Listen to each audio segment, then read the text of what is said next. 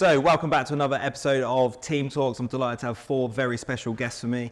The format of the show is very simple. It's like our own little team talk in the dressing room where we're going to share some wisdom. Everyone's brought a question, but before we start, we're going to start with introductions. So I'm going to start with Bruce to my left. Thanks so much, Josh. Yeah, Bruce, owner of RAM Automation. It's robotics programming and coding based in the US. UK company is a small UK construction company specialising in kitchens and joinery. Good balance of different sectors there.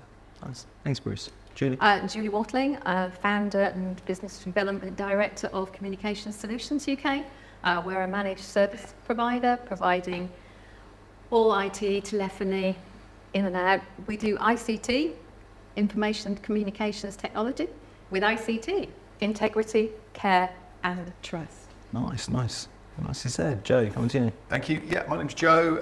I'm from Canon CBC. So we are a workplace technology company that encompasses a lot of Canon hardware and software, traditionally managed print solutions, but we get involved in big scanning projects.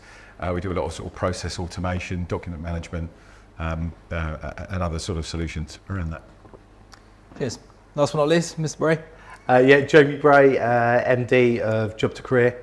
We're a recruitment business that specialists across multi-sectors from sales and marketing, finance, accountancy and professional services. Nice. Well, thank you all for being here. Really appreciate it. Let's start with our very first question. Let's come to you, Joe, for this one. Okay, so my question was, what do you do to maintain a healthy work-life balance, and also any measures that you put in place to keep stress to a minimum? Okay. All busy people. How are we managing stress, Bruce? Yeah, so I think one thing I learned, I think everybody learns the hard way, is understanding your limits, trying to grow the business beyond what it's currently set to do, right? So I found myself taking on more and more work, and then it was just detrimental to the business because we would just end up missing targets, missing deadlines. And then I just sort of worked an approach of, right, if I want to expand or take on an extra job, I'm going to bring on more people, and if I don't bring them in, then we don't take it on. So we maintain the quality. Because I was just getting so stressed, it was just impacting everything else that was going on. So that's how I figured it, just not to understand what your limits are, and work within your limits. It sounds to me like don't bite off more than you can chew. Exactly. Yeah, that's a good lesson to learn. Because I think when you're just starting a new business or business is going well, you're so excited and keen just to keep putting everything into it that you kind of lose sight of what you're actually trying to achieve. Yeah. Okay. Cool. Jamie, managing stress, work-life balance. What's your perspective? I think it's a really difficult one. I think anyone that owns a business finds control something really difficult to let go of, because you're proud, you work hard, you do what you do, and I don't think it's an element that you don't trust your team around you, but there is that element, especially when you first start a business. I feel that you are very much. I think it's a really tough one, and I think Bruce is right. There's that element where you go in, can we take this on, find our feet? But I think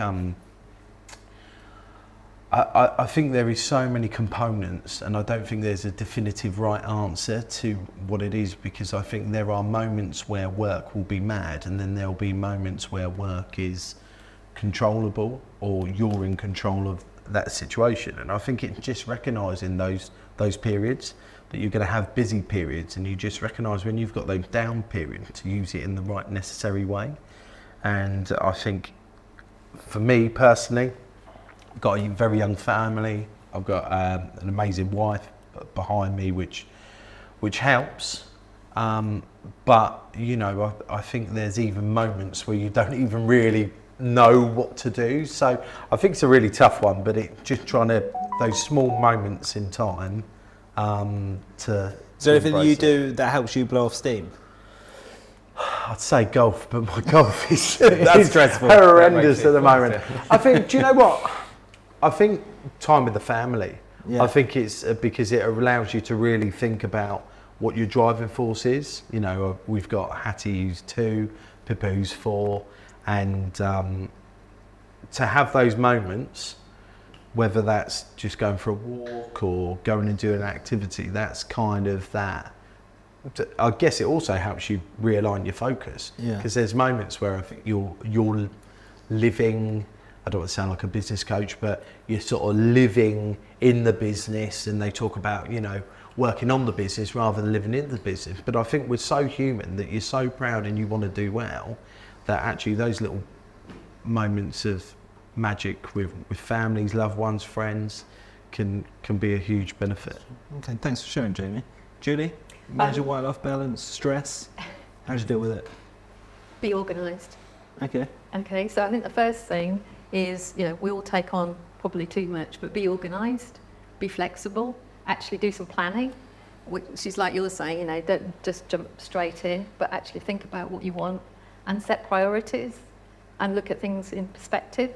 So, you know, if something happens to one of your loved ones, that's your biggest priority. So actually start to focus on what really matters. It's taken me quite a long time to get to the point where I'm at, but I think it's really important to have a look at what is the priority in your life and decide on that and make everything else work alongside it. Be flexible, but be organised and plan, because that is key to success. And on planning, what's your process for that? How often are you like sitting down and thinking about your priorities? You got any tactics or words of wisdom on that for us? So we should do it all more often than we do, but I suppose we have monthly management meetings. We start to look at it on a monthly basis. We start to look at quarterly figures as apart from an annual thing, because priorities move, the environment moves, the economy moves. You know, you actually have to just keep realigning and focus. And in terms of managing stress, for me personally, one of the things that I've found over the years is I've done yoga, I do Pilates, do aerobics, and that gives you a sort of self-awareness of when you are under stress. Gives you techniques to breathe, techniques to actually be quite mindful about what you're doing, and sort of, you know, you talked about control, self-control in and sort of just calming yourself down. And to me, I think that is really important because it's really easy to get passionate and carried away otherwise. Yeah. Yeah, to recognise that. I mean, because my answer, even though it sounded very sensible, I still don't do it to this day. Yeah. I will still take on too much work, and I still ignore my own advice. But one thing I have got quite good at is just not getting stressed about the endless things. The kids are okay and the house isn't on fire, so I'm quite happy with the way things are, you know. So ignore Nice. advice. Yeah, that sounds very like Buddhist of you. Very indeed.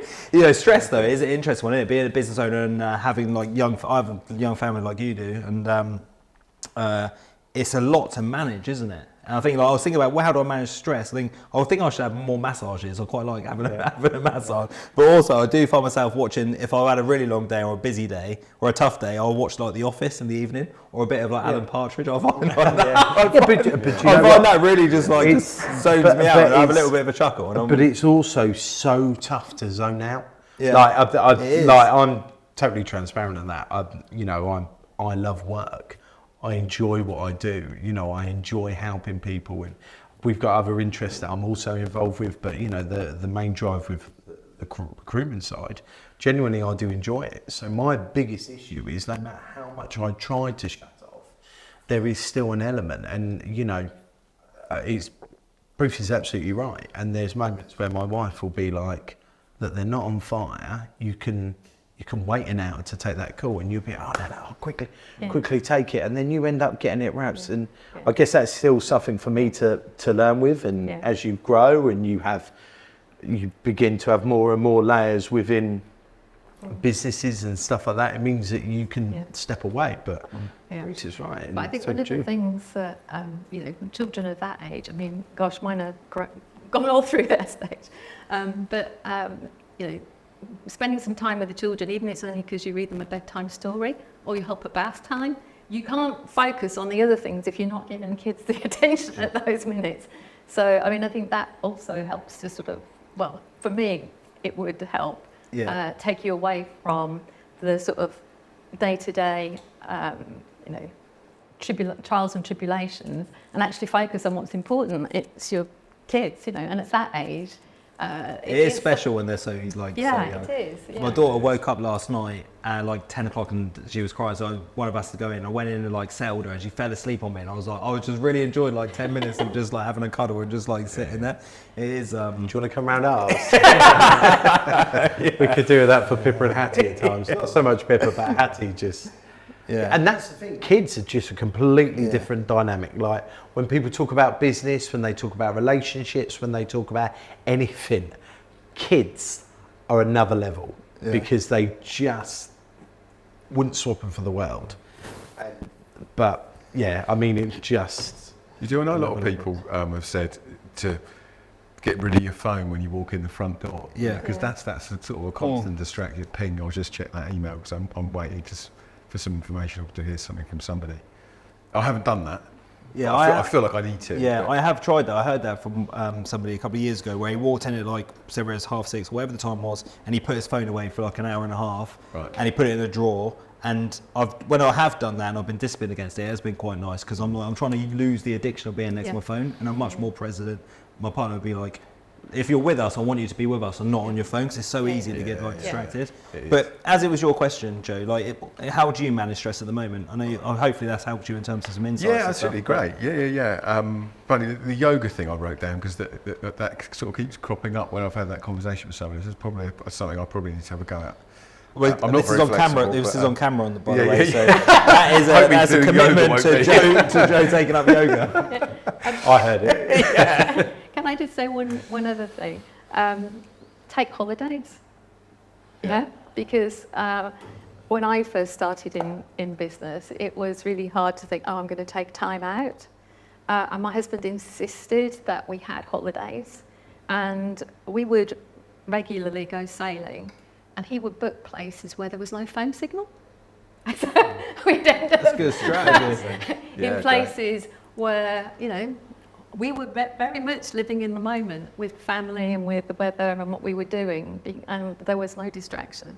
Yeah. And I think that is about recharging your batteries, getting away from it, and certainly helps with the work-life balance. Nice.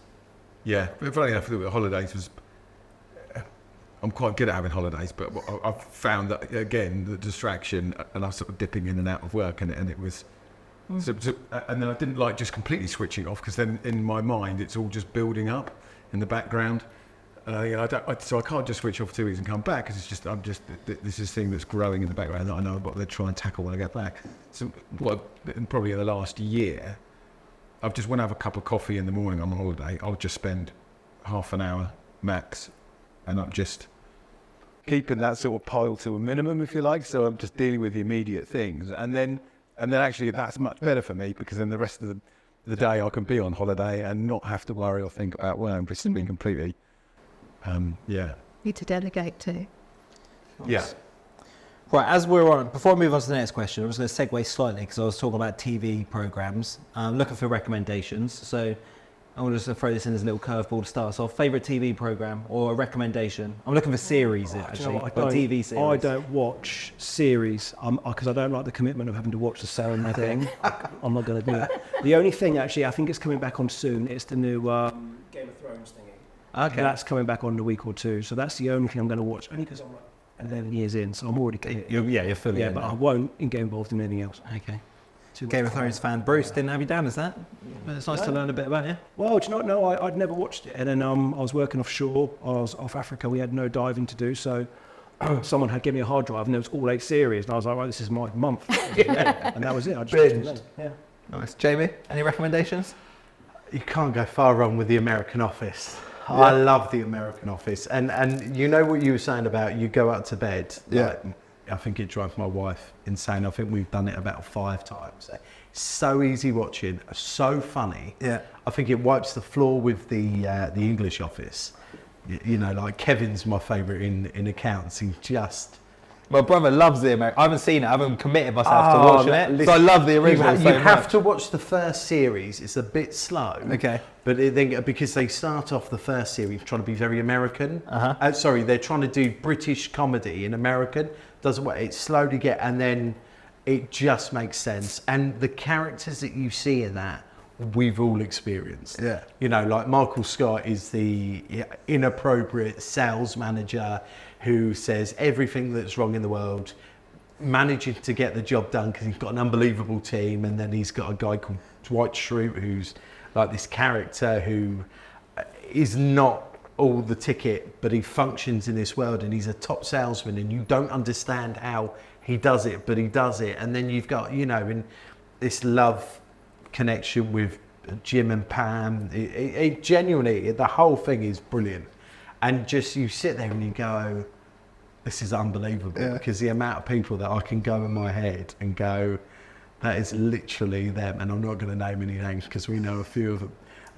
But I can't recommend it enough. Okay. And we are Wrexham as well. Welcome to Wrexham. Okay. How many series is there of The Office already? I want to say, this is I going to feel say... like I'm already invested. Yeah, I would say I think there's about 11 or 12 series and there's 22 episodes. I ain't got time for that, Jack. Bruce, I promise you'll get into bed tonight, you'll bang and I'll you'll do go. one tonight. Yeah, but as I say, the first series you have to just power through. After that, it's unbelievable. golden. Nice. Learn the characters, I suppose. That's it. I like it. Julie, If I said I don't watch TV, if you don't, you don't. no, I don't. No, I don't really watch TV. Podcasts? Podcasts? I listen to TED Talks. What's your favourite TED Talk? Oh gosh, that's hard. There is. Yeah, There's 'cause so many good ones. So many good ones. Yeah, I mean, you know, going years back, my son used to watch Big Bang Theory, and he used to think that was a good laugh. Yeah. But I just feel like time with other things. Nice. Probably because, you know, I've been working, I've been sort of taking time out, I've spent time with family. So yeah, but yeah. I'll take Big Bang Theory. You'll take Big Bang I'll Theory. take that. Yeah. That's fine. Good sense. Joe, any recommendations? for us? All I'm allowed to watch tonight is Grizzly and the Lemmings, a bit of Pokemon and Yu-Gi-Oh! Yeah, the TV's been taken over. I don't know, I was thinking about that. I don't watch a lot, but I do really like the new Star Wars stuff on some Disney thing, I think, isn't it? But I love that. I think it's wicked. The last Mandalorian and Boba Fett. Okay. Really cool. Well, a couple of recommendations there for our viewers and listeners. And Bruce is committed. We've got yoga so far. Yeah. We've got, going to commit to this American tonight. Office, Bruce, doing it. I'm So telling want you. to. Jamie and Julie, I see interested to see what you guys commit We're having to an by the office time- night. by the time that we finish this. But let's get back to the questions then. So, Julie, let's come to you. What's your question? My question is around AI. So, do you perceive it as an opportunity or as a threat? Okay. Who wants to go first? Gents. Yeah, so with AI, I mean, when you look at all the different sort of variants of AI, so Google Maps, getting around, brilliant. A chatbot, the worst thing in the world, the most useless thing in the world. I don't know if you've ever used one. You've done the virtual chatbot thing where it's AI responded and then you just get nowhere and then it says, call this number anyway. So that kind of stuff is useless. But in the broad speak of things, I think it's such a vast thing that we're not really prepared to sort of all the avenues that can sort of open up. Useful sometimes, a bit concerning in others. Just that something can. You've seen all the deep fake AI simulations where they take someone who's well known and then they sort of creating a speech. That kind of stuff is a bit worrying because it is really quite realistic. Yeah. Yeah. Using any AI at all? Yeah, we do. So we use it in our programs and codes, but not to the extent of where it's going to. It's all quite controlled and regulated. And again, this is where it comes in. Everything that we use, we have a quite secure facility for this very reason, because all the code and software that we have is quite valuable, because if we're working for a car manufacturer, they want theirs protected. So we have to keep that quite secured. And then sort of the influence of AI sort of can sort of put that at risk. Yeah. So if I was going to ask you opportunity or threat, which way would you go?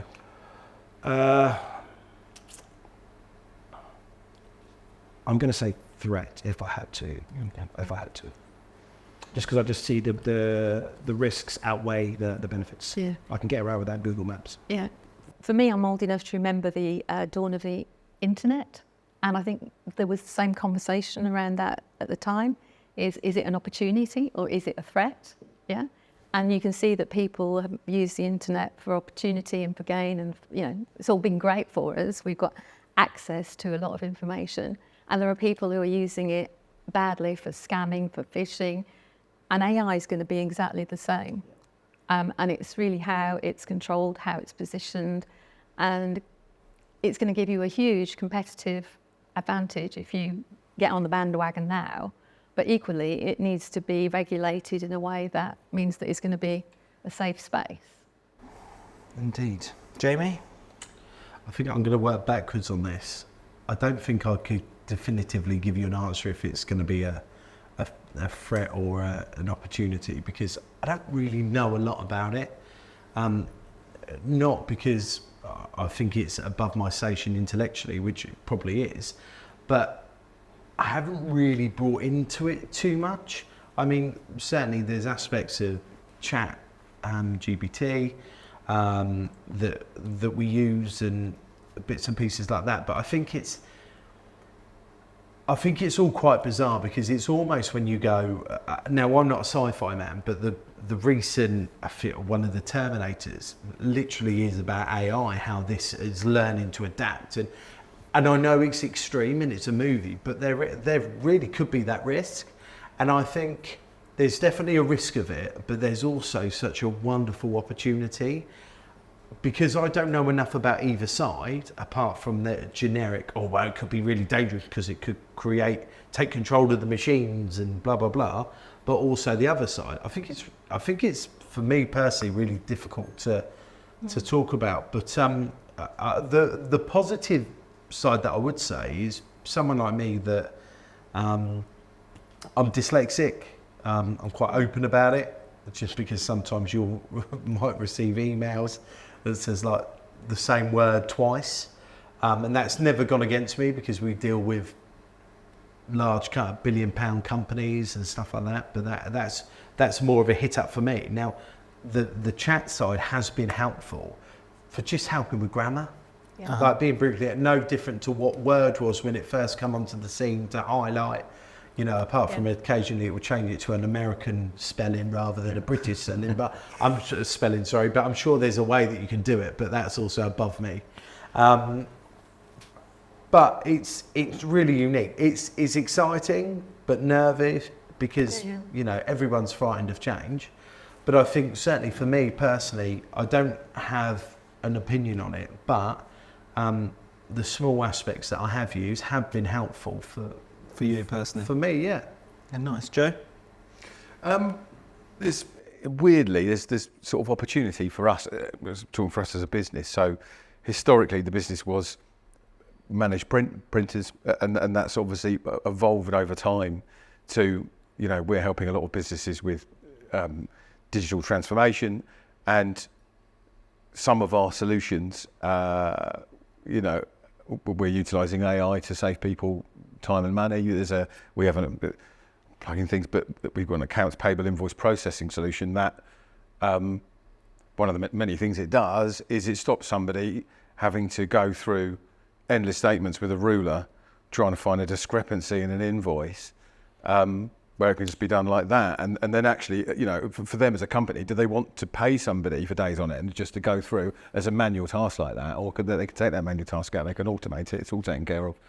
It's not, we're not replacing that person's role, they can do things that are a lot more efficient and of value to the business. Yeah, I think that's the thing. AI is a tool to automate things that are mundane, routine, admin, and give people time to spend on the skills that they really have that add value, and probably the things that they enjoy a bit more. Right? Yeah, I do think that from a business perspective, it's a huge opportunity, because it's not going away. Like Pandora's box is open, right? Genie's out of the bottle, and if the humans that use it will be way more competitive than the humans that don't use it. Absolutely. So I don't think as business owners, leaders, we've got any choice apart from to embrace it, just so that we can be competitive. So just a couple of examples of stuff that we're using internally. A piece of software called Opus Pro that we've been using. So we'll take this podcast of like an hour and we'll upload it into Opus Pro, which we pay £20 a month for, and it will cut it into like 32 videos, all with subtitles over the top.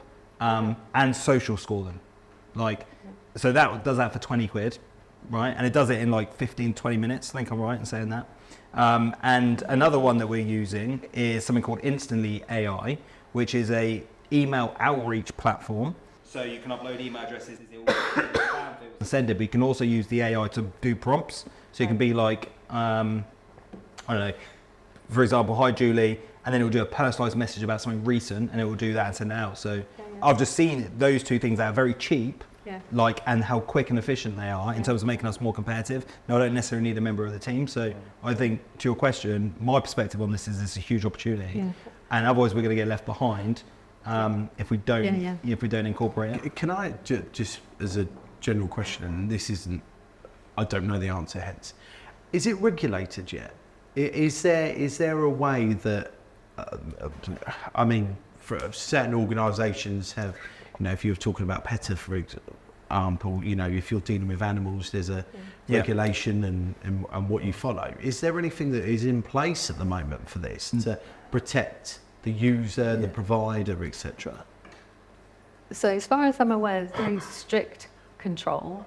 As a Microsoft partner, we actually have to sign up to a policy that says we're going to use it for good and that we're not looking to defraud people or that we'll sell it to businesses that we have some doubt about. But I suppose you could say that's a voluntary code at the moment.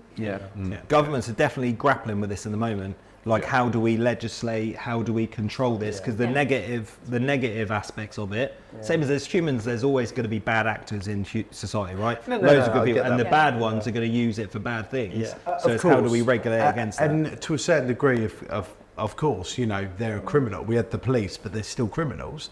But my point is, I didn't know if you are a provider of AI, so to speak. There is a set regulation that you have to follow. So at the moment, it's kind of a bit of a free-for-all, really. It's not like a GDPR controlled environment. I think it's developed so quickly.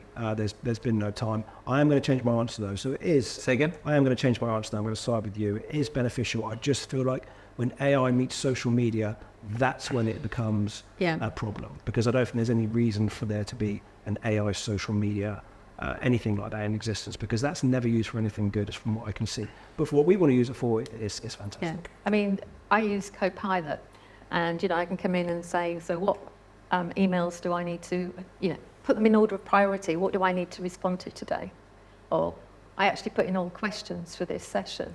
And he gave me like 10 bullet points for each question. Like, I gave it, you know, I go sailing. What does this teach me? You know, a really interesting kind of thing.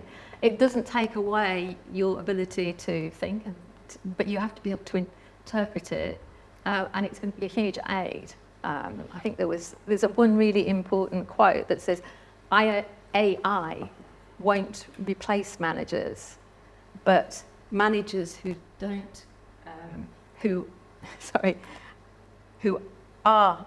use AI will replace those that don't. And that's attributed to Eric Bjornjolfsson. But I mean, I think that is the key thing. You've got to embrace it, because if you don't, you'll get left behind. And increasingly in recruitment, we're going to be looking for people with AI skills, because they're going to be the valuable people that help us move our businesses forward. Yeah, absolutely. I think the main thing. All right, great question, Julie. And great prep as well. Well, I mean, ChatGPT. Copilot, But I mean, the thing that I was looking at is, you know, people say, oh, it's going to dumb down the workforce. Well, in some ways, you know, has the internet dumbed down everything? You still have to be able to interpret it. You still have to be able to use it. You still have to be able to present it. It's not going to take people away, but it's going to empower them to do more valuable, more meaningful things, I think. Good chat, I like it. Jamie Bray, coming to you. What's your question of the day? Okay, so my question is in regard to your everyday life, but also hobbies, and for me, sport line. What are those skill sets from there have you transferred into business? So from my point of view, where I'm coming from, so coming from a sport background, you learn so much in a changing room environment. I think about personalities, about how to manage people, about different situations, how people thrive under pressure, how some people crumble under pressure. And for me, it's all about that sports relation. And I know we touched on it before, but it's recognising people's trigger points, which, because football, for one, you're in a room predominantly with 20 other people, and you can see the trigger point. And you talk about, I had one of my best mates and one of my former managers, a guy called Ashley Vickers. You knew when he wasn't happy because his trigger points, you could see that he had like this vein in the side of his head that would gradually get bigger and bigger and he'd explode. But you could see that trigger point, and it's okay, of course, you can manage that trigger by doing a better performance. But for me, it's been such a great learning curve, being in a changing room, recognising people when things haven't gone well, and actually you put an arm around the shoulder, you know, how can we do it? And I guess the ability to talk to people and talk to such a dynamic and diverse group of people in one room who come from a different experience of life. You know, some people in a privileged situation, some. And I think that skill set I've transferred in because it gives me the ability to talk to anyone. Yeah, so that the playing football, you know, throughout your life, learning about team camaraderie and being in the dressing room has been such an invaluable lesson for you and skill that you've taken into business. Yeah, absolutely. Nice. And it's, I guess, you know, it's a great connection point as well. Sport is so powerful. I think we talk about, you know, this is all relevant to me. Sport is the most powerful tool in the world, especially football, because it's what I always say to people, it's the language of everything. You could be in the middle of Africa where, you know, with a native tribe. The chances are if you brought out a football and put it on the floor, they would know what to do with it. And I think, you know, that is such a powerful thing. And I think within that, the skill sets that are there about, you know, recognising problem solving, you know, what is that problem? You need to beat a team. How do you beat them? And I think bringing that in with also the added bonus of being competitive is a huge thing. So I guess my question to everyone is, in that type of scenario, what has worked for you and been a powerful tool? Nice, great question, Jamie. Yeah. Bruce? Yeah, I mean, so I believe, again, with the question, I think it's a really good question, because I believe if let's go for a sport, for example, or just fitness, if you dedicate a portion of your life and get good at it, what you've done is you've just built yourself a basis for being good in business, as far as I'm concerned, because you've showed that you can commit to something and stick to it to improve. There's one thing that I heard it many years ago, and I always say it to my children: constant repetition carries conviction. So if you just continually repeat something, eventually you will get the benefit from it.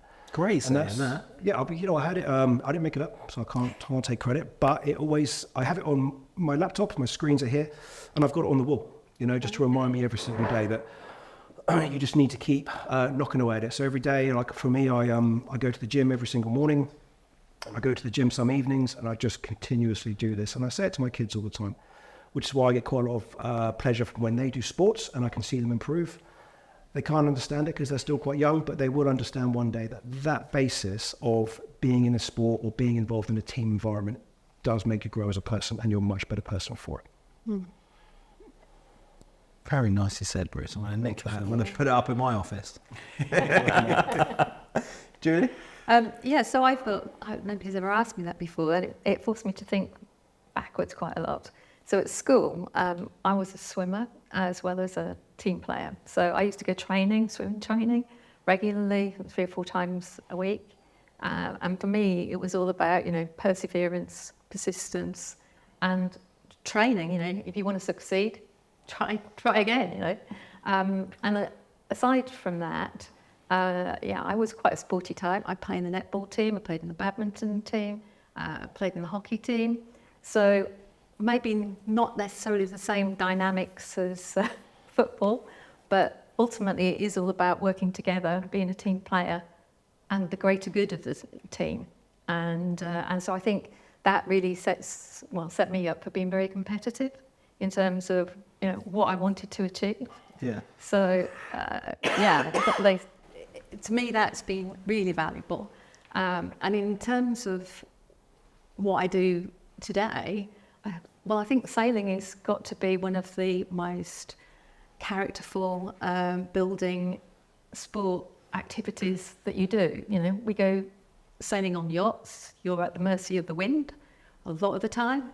So you all have to do your own bit. You all have to know what you're responsible for. You all have to be ready to be flexible, adaptable if the wind blows in. You know, we set off to go to the Channel Islands and ended up in Cornwall because the wind's blowing in the wrong direction and it didn't make any sense to sort of go head to wind and have a very unpleasant experience.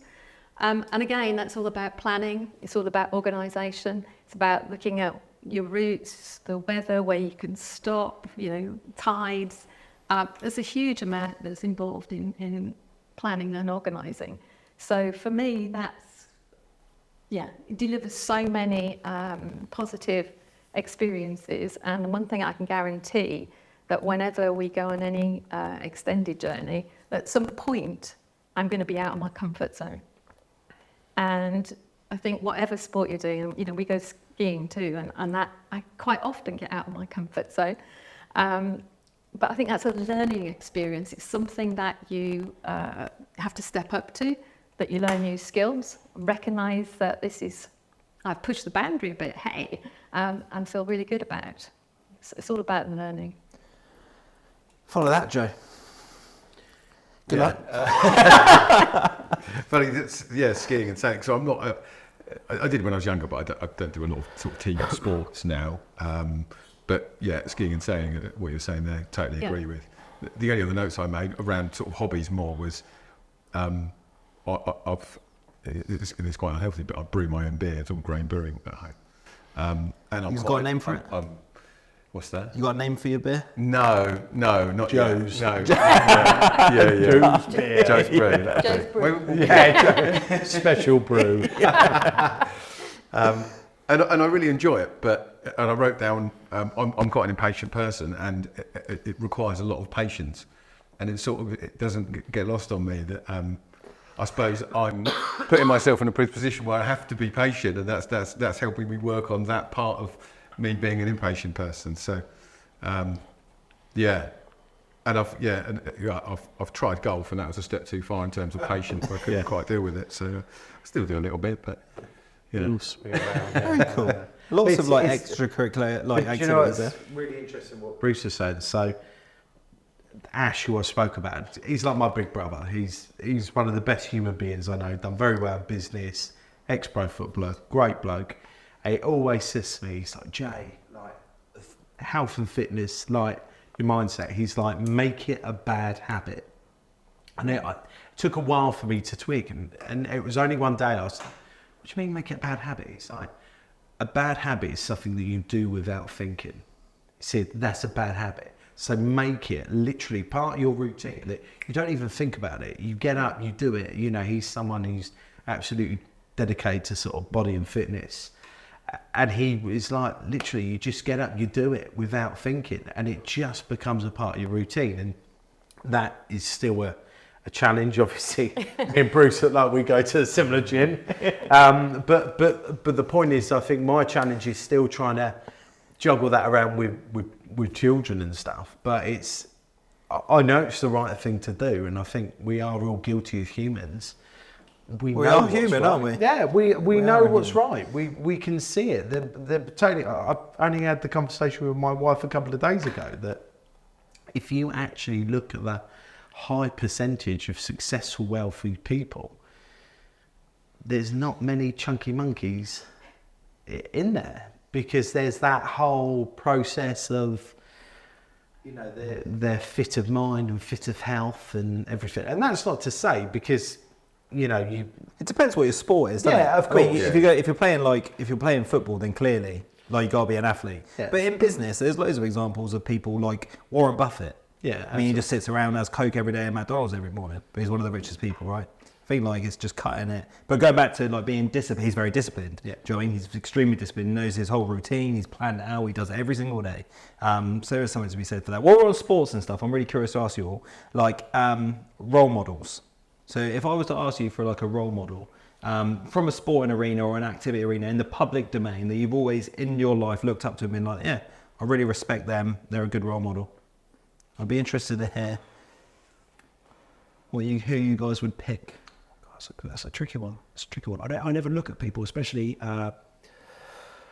social, I don't know what they're called, celebrities. I never look at them and think, oh, I wish, or I think that's amazing of you, you know. I can't think of anybody that I look at and think, oh yeah. Not good eye. No. Sort of what years back, I can't remember what his surname was. I'm sure it was Mark. His name was Mark. He was an American swimmer, and I think he won 7. Michael Phelps. Olympic medals. Yeah.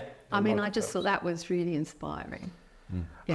I think there's facets of a lot of people that I really buy into. So it's like the Tiger Woods, right, for one, without question, one of my favourite golfers of all time.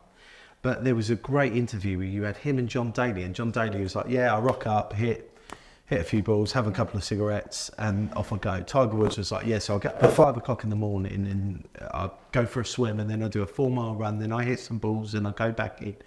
And there's that dedication to the art. So you have elements of that, but then you even have the extremes, whereas you look at how talented people were, like George Best, like of a yesterday generation. You know, he basically done everything that you shouldn't have done, but was still functioning at one of the top. And I think it's really difficult to say, because even if you talk about Tiger Woods, there's a lot of stuff in Tiger Woods' personal life that you go, well, hang on a minute, you know, scandal with women and stuff like that. And I think there are so many facets that I actually think it's very difficult, because we are all human, that we all make mistakes.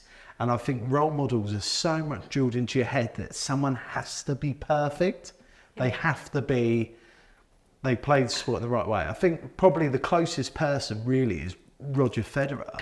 Yeah. You know, been with his wife for years, clearly a good dad, amazing at tennis. There's never been any scandals around him, and he's one of those top athletes. But I'll always go back, for me, are the people that you know personally, the ones that make you tick. You know, I talk about Ash really fondly. He genuinely is. He's one of the best humans I know. He wasn't an elite pro, but he played the game where he was privileged to earn money, and you know, he's someone that I can pick up the phone to, and for me that's a more just as powerful role model as a Roger Federer or whatever.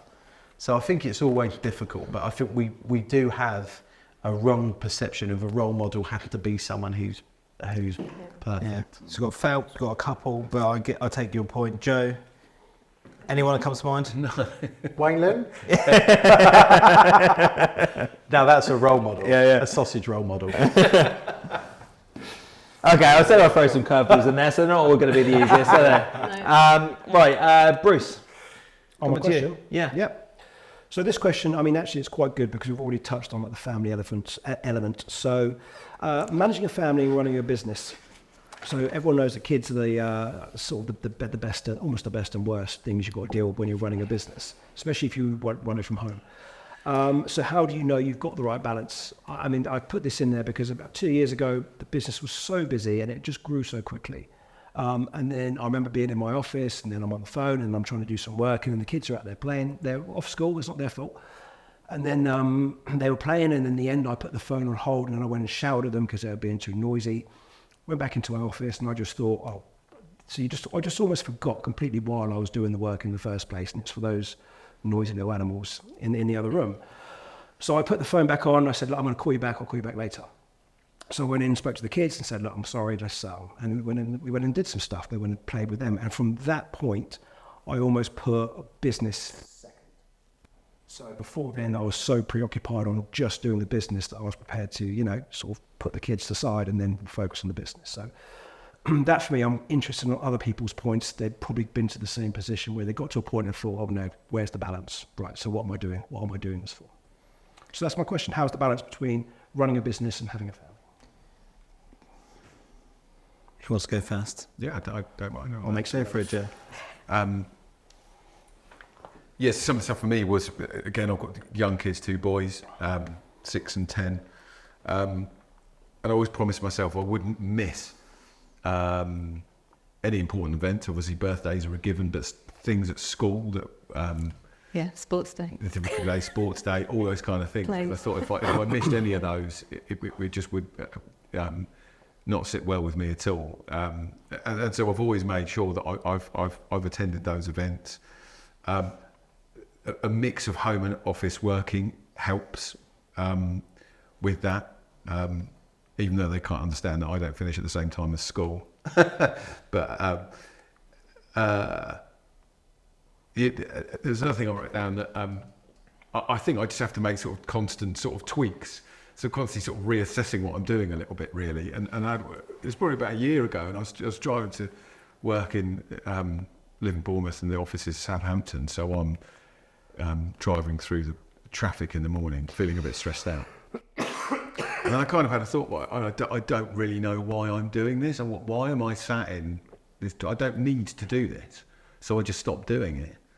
And I'll either get up earlier and miss it all, or I'll just take the kids to school, come back, drink coffee, do some emails, then I'll sit in the car, I'll go up there and do it like that. So that was just one tweak that I made that had a massive effect on the amount of hours for me in the day as well, because I'm saving a lot of time, so I can be a bit more productive.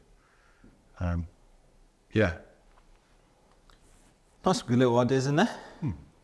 Not missing school trips and so. My kids aren't old enough yet, but I definitely will make sure that's a habit. I wrote down a lot there. I'm like big into routine, so like, although I'm not perfect, right? So I miss a lot of stuff. But I try to put my phone away when I go in from like 6:30 to 8. On a 4 o'clock on a Friday, I have a meeting with the most important meeting of the week with the missus. So we have that at 4 o'clock and just go over like the weekend and what we're doing and stuff like that. Day and I once a month, and then with my daughter at the moment, every Sunday for probably the last year, we always go and have breakfast together. I then take her to Enjoy, which is like indoor trampolines and stuff like that. So I'm trying to mitigate feeling guilty and also prioritising. Going back to a lot of your advice, like on planning it a lot. I think the danger is that it becomes monotonous. Do you know what I mean? Whereas too much routine and stuff. Yeah.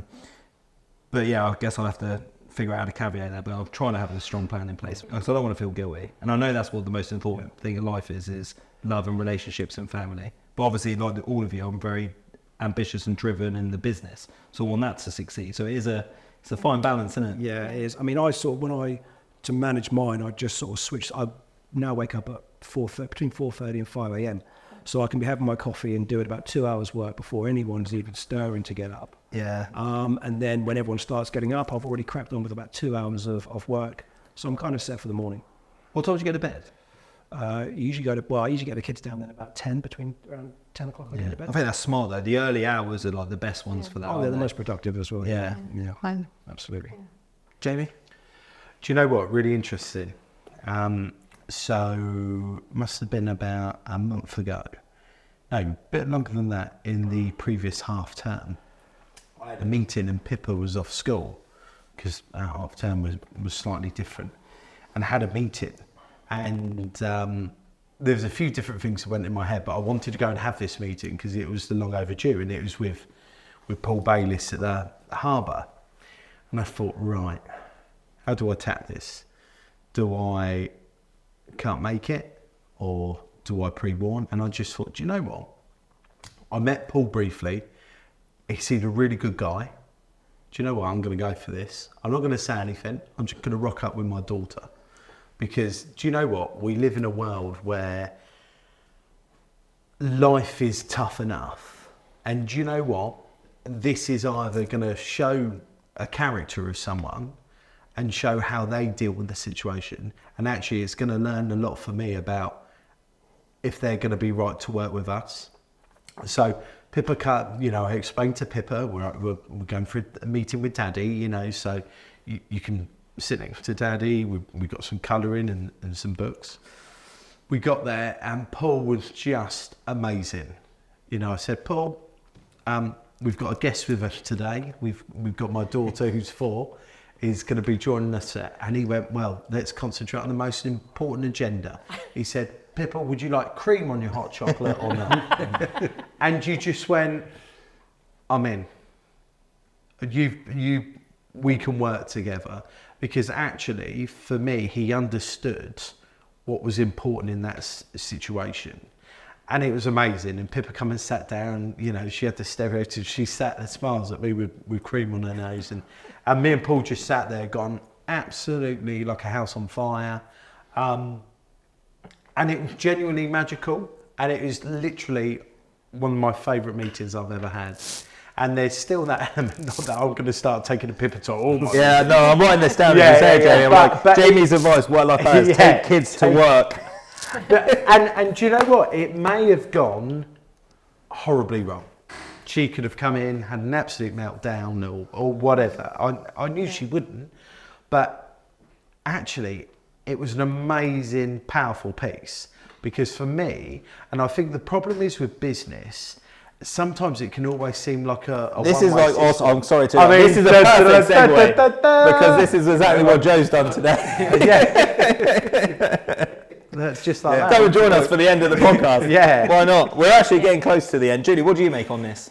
So, as somebody with 2 children who started their business 30 years ago, the one thing that I never envisaged, so I love your story, because my son was the reason I set up my company. And I've now handed over the managing directorship to him. So he's going to continue it. And one of the things that I never ever imagined that this would happen. You know, you don't have a baby to think you're going to pass on a business to them, do you? But he has the insight and the skills and the customer service that I've never needed to explain. It's almost like he's absorbed it over a period of time because he's just witnessed how you operate. And it's built into him. You know, I wished I'd had lots more. Hey, it's been said to me before, why didn't you clone them? You know, because actually they're just your DNA. They have the same kind of values, the corporate culture, the way of they've seen you and they've grown up with it, and that's what they expect. And that's to me that's amazing that that you've been able to do that so early. You know, so watch this space. I know. So maybe want him to take over. But like I said, but it was also such a gamble because it could have been taken in another way. Yeah. And there was lots of things through my head where it was like, okay, is this acceptable? Okay. Actually, no. Do you know what? Like the high percentage of society are parents. Yeah. Whether sometimes you want to be a parent when they're having their moments. But actually, there's a huge amount of empathy to understand life. Yeah. And I think actually for me, and that's what I was going to say earlier on, I think there is such a drive that when people go to meetings that they have to, you feel like it's a one-way, I'm having to sell myself. This is what we're about. Actually, for me, it's just as important to, interview them as them to interview me because that has to, You've got to be authentic, haven't you? you've got to find that level. And I think one of the things post-COVID is that's a lot more acceptable. 30 years ago when I started, it wouldn't definitely have not been acceptable. But I think that, life's moved on, things have changed. Which is fantastic, right? Absolutely, because, your family are a very integral part of you and really, some of the reason why we're all here and working. And I'd say I would go back to, the thing that I can say over the years is the balance changes. So, I'm saying story time now, bedtime, bath time. When they're 15, they won't want to be doing that. It won't be cool. So you're going to look for different activities. Can you do some scouting with the lads? Can you go and join in doing camp? Can you take them sailing? Can you take, daughter out to the cinema? Whatever it is, it's about building those new experiences and building that bond together and getting the balance right. But I mean, one of the things my daughter does with her son that I wish I'd done at the time is she has a concept called quality time. And she might be very busy during the day and hasn't got time to spend with her son, but he knows that he gets this allocation of time.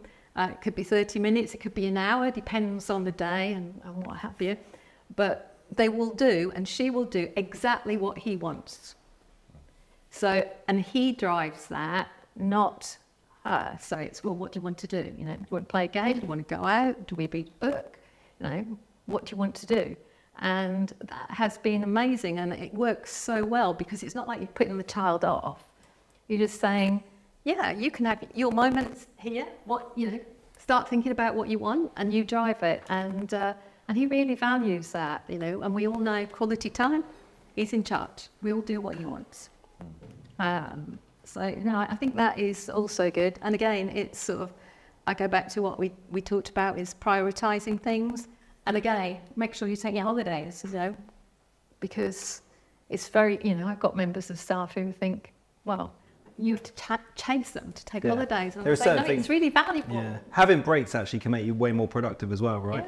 Yeah. Like you can overtrain, overwork, and you kind of. Yeah. I certainly find that if I'm like, I'm just not being productive at all. So taking breaks is a good productivity tool. Yeah. There are stats to prove that, aren't there? Yeah. When you sat at your desk staring at a screen, if you're only good for an hour or two, I think Yeah, I think it's like 90 minutes. You can kind of like do deep work and then go for like a 10-minute break, come back. Yeah. But that's a lot of discipline and we education. used to isn't it? do, not just, the bigger holidays, but a half term. As the kids got to be teenagers, we'd do sort of like European capitals together, a bit of culture, a bit of language. You can go to Rome, go to Barcelona, go to Paris, open their eyes to the rest of the world and sort of start to understand what's I going like on. it. So actually, that's a good little segue. First of all, I was going to say thank you very much for all being here. I really appreciate it. I found that really enlightening conversation. Good energy here in this little quartet. Is it quartet? 4, 5? Yeah. I'll get there. I'm going to finish with a quick fire round. And as we were talking about destinations and stuff, first of all, I'm going to start. What's your favourite place you've ever visited? Favourite. Kenya. Okay. Yeah. Wow, nice. Yeah, I was working security on cargo vessels. We stopped there and we were stuck there for about 3 weeks, and it was one of the best 3 weeks of my life. Mombasa in Kenya.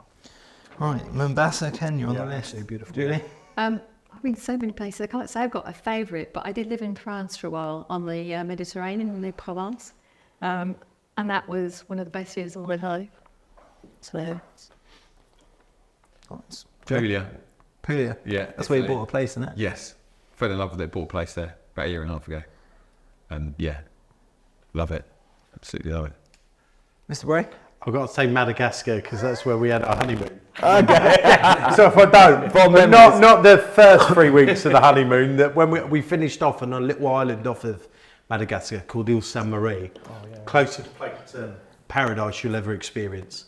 No cars, they've got a few tuk-tuks, unbelievable, totally untouched by Westerners. That was amazing. The rest of Madagascar, a bit different. But yeah, I'm going to say Madagascar for brownie points. Okay, I like it. Next question. Dinner party, one guest, dead or alive. Who'd you pick? Let's go famous as opposed to like, I was going to personal. just say the wife. Yeah, I know, but I was going to save you that one and just Yeah, put a no, caveat no. in. You don't have to say that. We'll go with one famous person to have dinner with, dead or alive. Celebrity. That's a really tough one. I feel like you could have given us a heads up on that one. Yeah, I Mate, I told you, I didn't. and you're only pre-warn giving you. us one as well. Yeah, I know. Which is really tough. I don't know. I think just for the pure quirkiness, and you just would have no idea. I think Prince. Okay. I think Prince would probably be not a football or cricketer or anyone. So like at the moment, Prince. I've got you in Madagascar having dinner with Prince. I like to. Interesting, and I like to move it. Yeah. Bruce? I'm going to go way back. So I'm thinking of an Egyptian pharaoh. Let's say oh God. Set or something. One of those. Only because every night I don't watch TV, but I do watch documentaries, and most of them are on ancient Egyptians, and I've got questions. So Yeah, you it mean would like be, Cleopatra? it would be one of them. Yeah. Yeah. Nice. Oh, actually, after some of the podcasts we've done, that's come up a lot. So I'm thinking I might have to run like an excursion to Egypt to maybe get this guy in. Yeah. Julie? Well, challenging, and I was thinking of all sorts of women from Cleopatra to Elizabeth I, but maybe sort of in the current era. How about somebody like Princess Diana, just to get the inside? Inside track. Definitely not Prince Andrew. Okay, Princess Diana. Joe? David Attenborough? Something just came into my head. Yeah. These are all far too sophisticated. They're very sophisticated. I didn't expect anything I'm like else. Prince because I want to hear about the wrongness, and everyone else is like deep. Right, last question for you is the following. I want to give props to local business people. So I want you to think about a top local supplier that you use. Just give them a shout out. Top local supplier. Let's start over there because I can't think of Go on one. then, Jamie. Who do you use in your business as a supplier that you would recommend?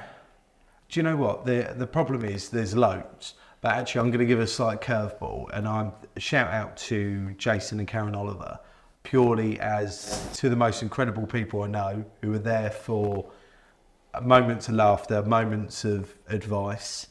They're amazing at what they do. And a very, very, very quick story. I was out with someone who's well known in the sporting, and he was having some work done at his house, and he said, we're having a swimming pool done. And I went, oh, fantastic. I said, who's doing your tile? And he said, oh, we've got a builder doing it. And I went, oh, okay, that's fine. Well, listen, if you need a tiler, he's your man. Jason Oliver is the man. And anyway, turns out I spoke to Jason, and he already got the work for that job. So I'm there bigging him up, and then that guy went, oh yeah, we've done it. So yeah, for personal reasons and business reasons, those guys at Global Ceramics. Top man, Jamie. I do know them both as well. They're all great people. So they're not great, they're the best. Joe? Lee, Town and Country. Yeah, there's all our fans. I mean, they've got a really nice business, really nice sort of family-run business. They're good, really good guys. So yeah, it's a good laugh as well. Helps. Yes. Julie? Yeah, it's challenging because all our suppliers tend to be really big names with the likes of Microsoft, etc. But I suppose we've got, what we got local suppliers for? Well, we've been, I suppose there's people like Signs Express who do some of our posters and bits and things like that in Reading. Let's do a Signs Express in Reading. Yeah. Give them a shout out. I like it. Bruce? So I travel a lot. Usually once a month I'm in the US or somewhere. I've got a very big, beautiful German Shepherd who's a protection dog. And there's a company where we bought him from called Phoenix Protection Dogs based in Waterlooville. And they are fantastic because they board, house, train. So every time I go away, they just take him or come collect him at short notice, look after him. He has a great time and comes back really, really well trained. So weight off my mind to know that they're there every time I need to travel, that the dog's looked after. Nice. Well, Bruce, Julie, Joe, Jamie, thank you very much for being here. Much appreciated. Thanks for everyone that watched and listened. Really appreciate it. Until next time, keep smashing it. Bizpedia out. Thank you.